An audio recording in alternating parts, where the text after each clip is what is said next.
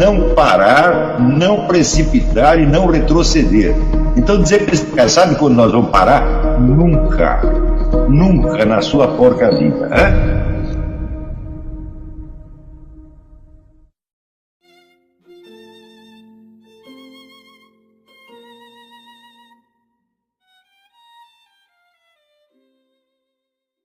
Pergunta eu vou responder porque me pareceu extremamente importante e provavelmente é coisa que já está na cabeça de outros alunos também. Ele diz o seguinte, aqui o nome do cidadão é Tiago Silveira. Mário Ferreira dos Santos diz que fato é a verdade que veio a ser, não necessariamente verdades eternas que sempre foram e serão. É uma possibilidade totalmente o fato, segundo ele, é uma possibilidade totalmente realizada no espaço e no tempo humano, além de ser isso no divino eterno, pois em Deus todas as possibilidades estão contidas e realizadas. Então uma coisa que existe e é descoberta pelo homem é uma certeza total, naturalmente, e quanto mais afastado da certeza total, menos próximo do fato concreto está. Mas do fato concreto temporal, as criaturas que compartilham as mesmas dimensões que estruturam a sua existência dentro da criação e não à luz dos olhos divinos que alumina todas as possibilidades. Essas ideias estão certas? Não, não estão. Não estão de jeito nenhum. Eu não sei onde o Mário Ferreira dos Santos escreveu isso. Eu duvido que ele tenha escrito isso assim, com este sentido, mas se escreveu, evidentemente, é um erro. E um erro que, de certo modo, é crônico na filosofia ocidental. Ele aparece, por exemplo, em Hegel, aparece no próprio Guénon, que é, vamos dizer, a confusão entre o ser e o nada.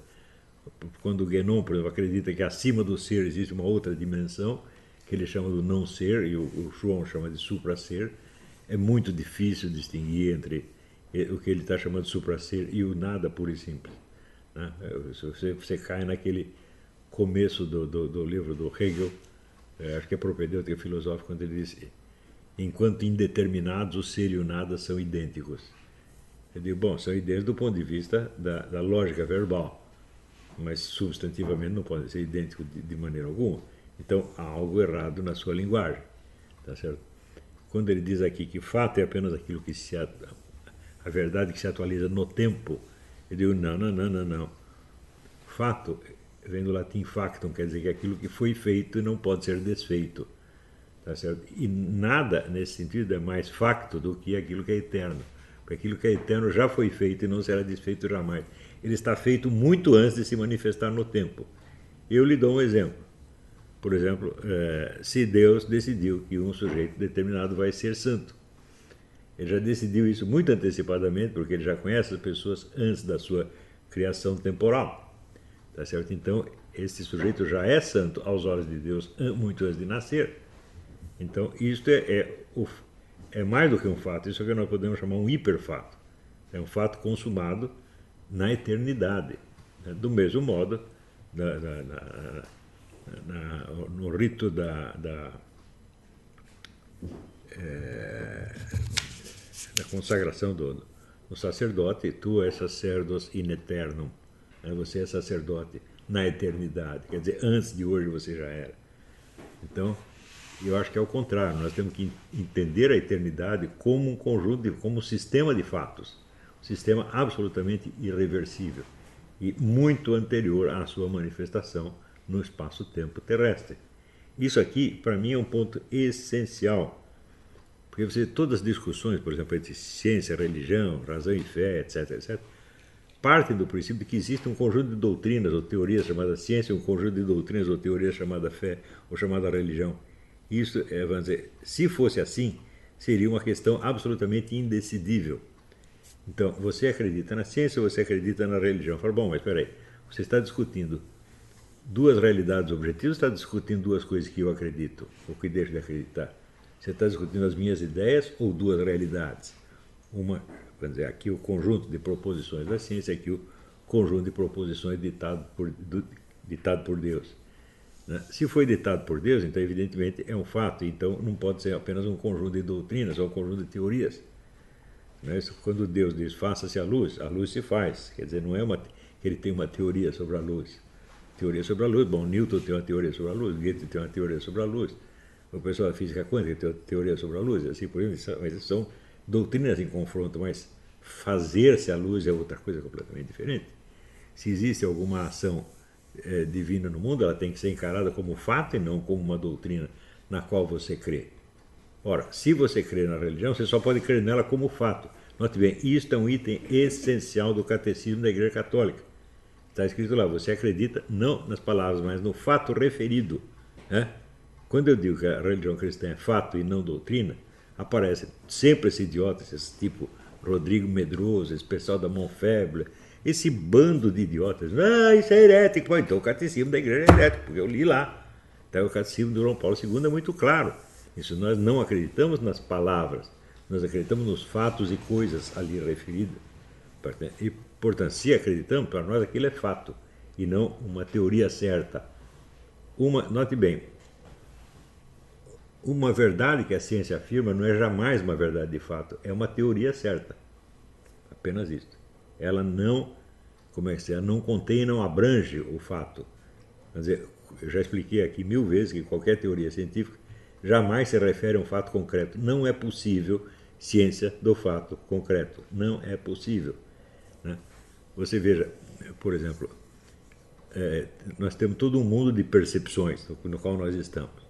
Nós enxergamos as coisas, as pessoas, as paisagens, os animais, sentimos as mudanças do clima, sentimos mudança de temperatura, tudo isso aí. O que é que a ciência estuda? Um condensado matemático disso aí. É apenas uma esquematização. O mundo da ciência, ele é, vamos dizer, um resumo matemático do mundo real. Ele é uma esquematização matemática e só. Ele não corresponde ao mundo real de jeito nenhum. Ele só corresponde àqueles aspectos que a ciência já trabalhou em cima. Tá certo? Então, veja, por exemplo, você aceitar aquela distinção que é aparece mais ou menos com Bacon, Descartes, John Locke, entre as qualidades primárias e secundárias. Então, qualidades primárias seriam só aquelas matematizáveis. Né? E qualidades secundárias são tudo mais, por exemplo, a cor, o gosto, etc. Né? Que é aquilo que não é matematizável. Então, em primeiro lugar, essas coisas hoje em dia são matematizáveis tanto quanto a forma, o peso, etc. etc. Né? Em segundo lugar, se você abstrai essas qualidades, você não tem mais objetos reais, você tem apenas objeto da sua matematização. Né? Note bem, não é uma operação mais caracteristicamente humana do que você medir. Você mede e atribui um número, é você que fez isso. O número não está lá, você está entendendo? O que está é o objeto concreto que veio misturado, onde veio as faculdades ditas primárias, ditas secundárias, veio misturado. Você é que separa. Portanto, o objeto da ciência é sempre um objeto obtido por separação abstrativa e nunca é um objeto concreto. A ciência do objeto concreto, do fato concreto, é impossível, porque o fato concreto é o fato com a sua essência, sua substância e todos os acidentes necessários para que ele aconteça. Né? Você tem, por exemplo, todo mundo sabe que é um gato, você pega a essência, define o gato, você tem ali a essência do gato, tá certo? Mas existe algum gato que possa ser composto apenas da sua essência, da sua definição? Não, o raio do gato vai ter que estar em algum lugar, isso não faz parte da definição. Ele tem alguma idade, isso não faz parte da definição. Ele tem uma cor, que também não faz parte da definição. Você precisa de tudo isso, tá certo? Além disso, o gato precisa estar vivo, o que também não faz parte da definição, porque, pela definição, o gato vivo e o gato morto são exatamente a mesma coisa. Não é porque o gato morreu que ele virou um jacaré. Né? Então, o gato que estava vivo ontem, hoje está morto, é um gato, tá certo? Então, não é concebível a noção da concretude sem a totalidade dos acidentes. Quer dizer, o mundo da acidentalidade é o mundo concreto no qual nós vivemos. Tá certo? Então, pode haver uma ciência dos acidentes? Claro que não, seja a ciência do caos. Tá certo? Mais do que o caos, porque hoje em dia existe a concepção de um caos matemático. Mas teria que ser um caos muito mais caótico do que esse. Então, isso aí tudo é impossível. Mas é daí que surge, vamos dizer, se você começa a raciocinar em termos de ciência e religião como se fossem duas doutrinas, você já começou errado. Porque a ciência pode lhe dar uma teoria certa, não pode lhe dar um fato. E a verdade da religião, se ela é verdade de fato. Então são dois tipos de verdade absolutamente heterogêneas. Por exemplo, diz, olha, Jesus Cristo nasceu da Virgem Maria. Isso é uma teoria? Não, isso é um fato. O fato pode ser verdadeiro ou falso. Se você não acredita, ele é falso. Se você acredita, ele é verdadeiro. Né? Mas nos dois casos é um fato concreto e não uma teoria, não uma doutrina. Né? Então, se você, para o cristão, tudo o que está no conteúdo da revelação são fatos e não teorias. Ora, como é que você vai poder escolher entre um fato e uma teoria? Um fato, você pode se posicionar, dizer se o fato é verdadeiro ou o fato é falso. É uma alegação falsa de fato. Tá certo? Mas você não pode nivelá-lo com uma teoria e ter que escolher entre uma coisa e outra. Simplesmente não é possível. Né? Então, por exemplo, a ciência pode dizer se Jesus Cristo nasceu da Virgem Maria? Não pode. Porque seria, vamos dizer, o estudo de um fato concreto. Esse estudo só poderia ser feito por meio de pesquisa histórica através de documentos e testemunhos. Existe uma certidão de nascimento de que Jesus Cristo nasceu da Mãe Virgem? Não, não tem. Tem testemunhas, alguém viu o nascimento, alguém viu o parto de Jesus Cristo para dizer isso? Ninguém viu. Tá certo? Então, você diz, isso é matéria de fé. Sim, é matéria de fé, mas a fé num fato e não numa doutrina, não numa teoria. Se nós acreditamos, então Jesus Cristo de fato nasceu da Virgem Maria. Então, a verdade de um fato é muito diferente da verdade de uma teoria. Uma teoria tem que ser verdadeira, tá certo? Em todos os fatos abrangidos no seu espectro. Né? Por exemplo, sei lá, qualquer equação matemática. Você diz 2 mais 2 igual a 4. Então não importa o que é ser duas bananas, 2 laranjas, 2 elefantes, vai ser sempre 4. Agora, um fato não. Um fato só é verdadeiro naquele momento e naquele lugar.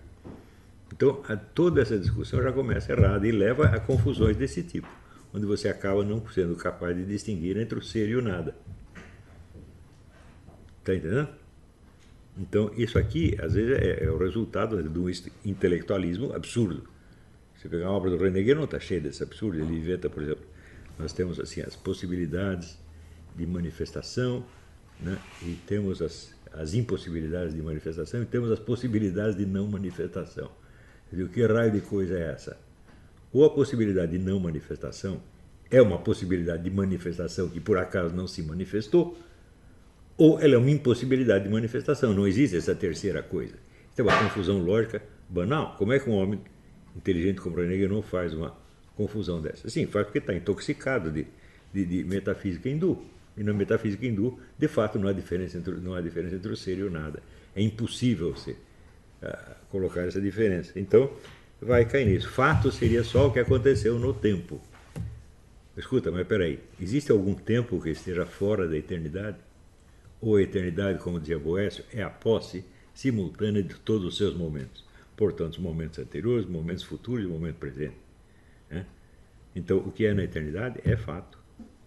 Antes de acontecer na temporalidade. Entenderam isso? Então, isso aqui, eu acho que isso é um elemento que você tem que ter em mente quando você lê a Bíblia, por exemplo. Por uma questão não teológica, mas uma questão metodológica e metodológica. Tudo que você está lendo ali ou é fato ou não é nada. Ou é fato ou é falso.